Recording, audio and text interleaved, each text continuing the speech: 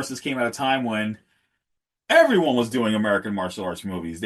Any local filmmaker was just trying to churn out and keep the genre going.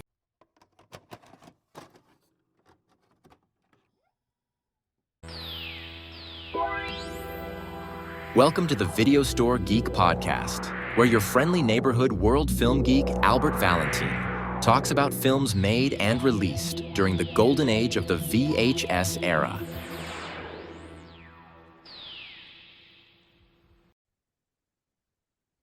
Hey everyone, this is your friendly neighborhood world film geek Albert Valentine. Welcome to the latest episode of the Video Store Geek Podcast, where we talk about movies released or made during the golden age of the home video era. Today we're going to be talking about the 1981 martial arts flick, The Instructor, written, produced, edited, directed, and choreographed by Don Bendell, a famous American author and rancher. This will be the only film in his entire career. This is one of those passion projects that he had done, shot in his hometown of Akron, Ohio.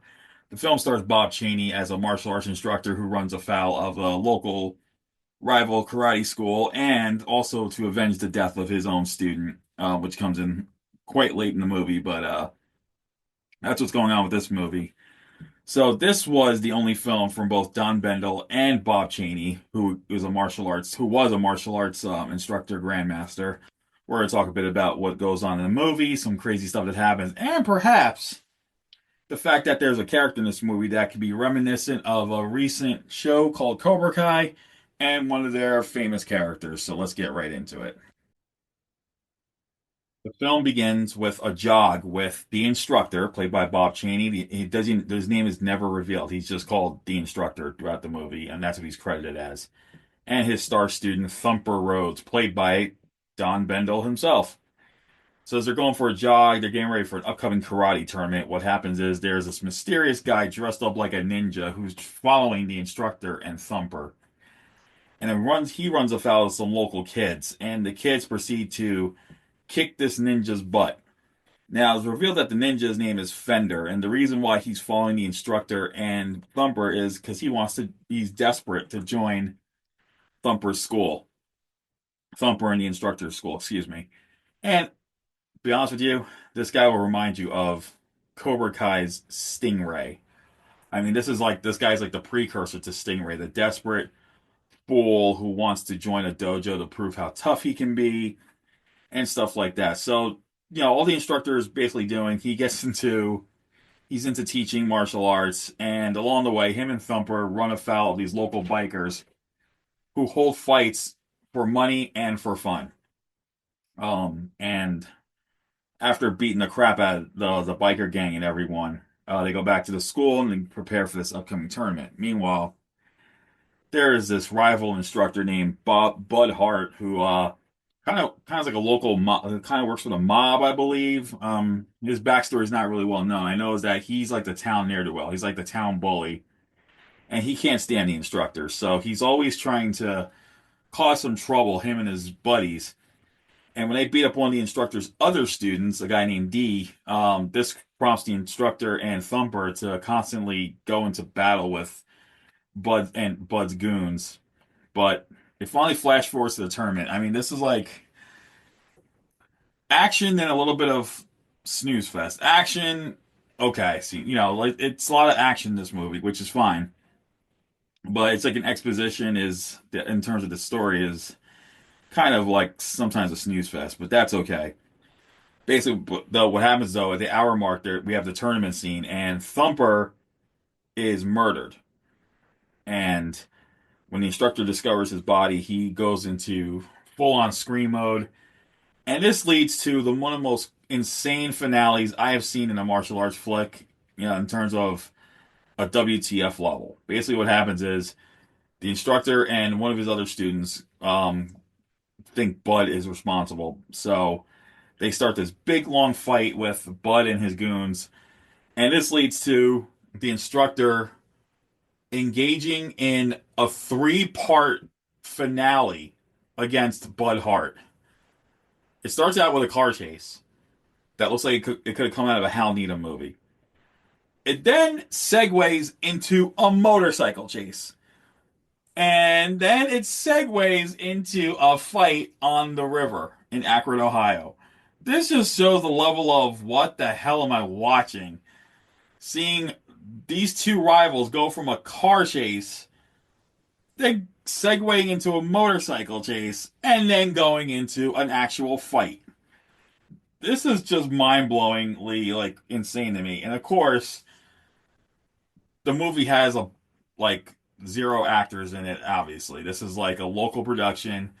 You're not gonna expect no Academy Award winning stuff here. You just see a bunch of guys who are making a film, and Bob Chaney is sometimes hysterical, especially the way he looks.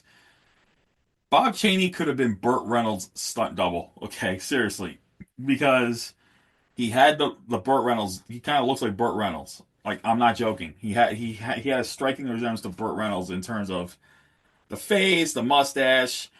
I don't think Burt Reynolds really grew an afro. I don't think he ever did. But if Burt Reynolds had a fro, it'd definitely be Bob Chaney. But that's pretty much the gist of the entire movie. It's just instructor and student beat up gang, run afoul of the local hoods, martial arts tournament. Student dies. Instructor goes into full gear and goes after those responsible, or he thinks is responsible, because the killer is revealed. But a little bit of spoiler: it is not. It's not Bud. I'm not going to tell you who it is. You're going to have to see the movie for yourself, because it was quite surprising. They added that little twist to it, and that's all due to Don Bendell's writing. He does, this is his only film.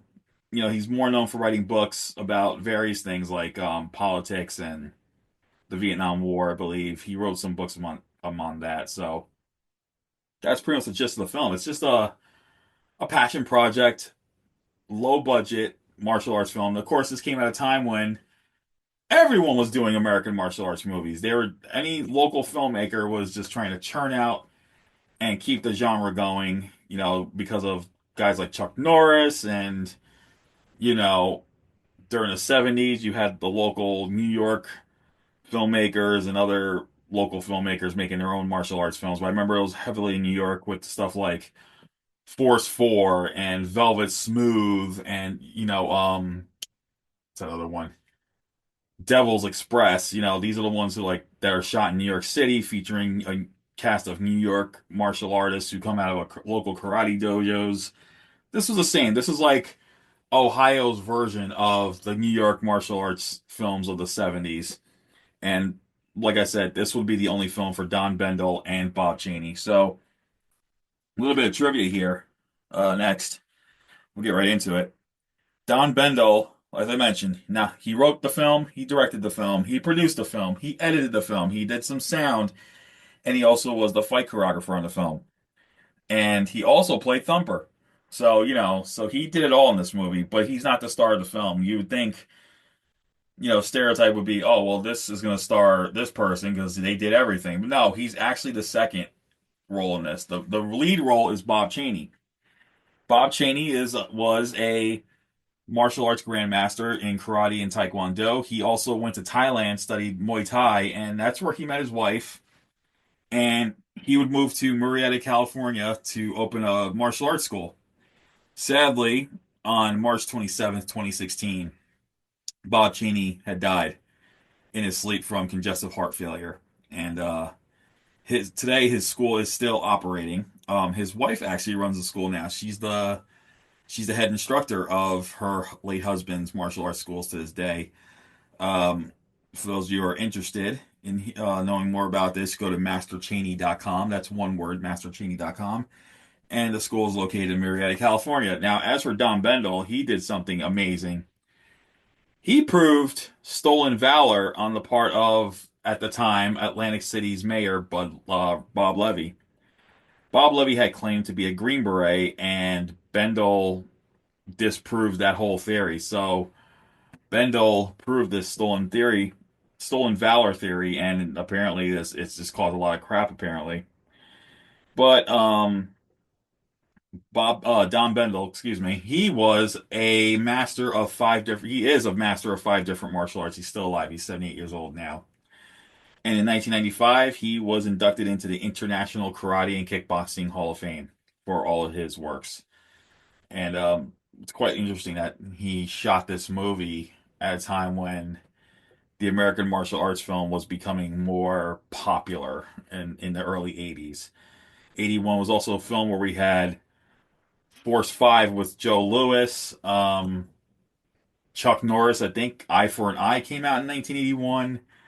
A year later, we had Kill Squad, and then in 1981, we also got the South African film Kill and Kill Again, which came to the U.S., which was co-funded by the in the United States by Film Ventures International. Which as you probably heard the story right now. If you don't know, a couple years later, they had made a film, Great White, which was a direct ripoff of Jaws, and they got sued, lost, and when they were losing money, the founder of the company apparently took $1 million and got the hell out of Dodge, and no one ever knew what happened to him. And for that star, James Ryan, he was supposed to make a third film in the franchise. It was going to be called Most Dangerous Man, but it never came to fruition due to what happened here. And um, he just settled in South Africa for a long time working on films, and he reemerged in local productions like Space Mutiny, Pursuit, U.S. films that were shot there. He was like one of their big stars. He would play the villain in Kickboxer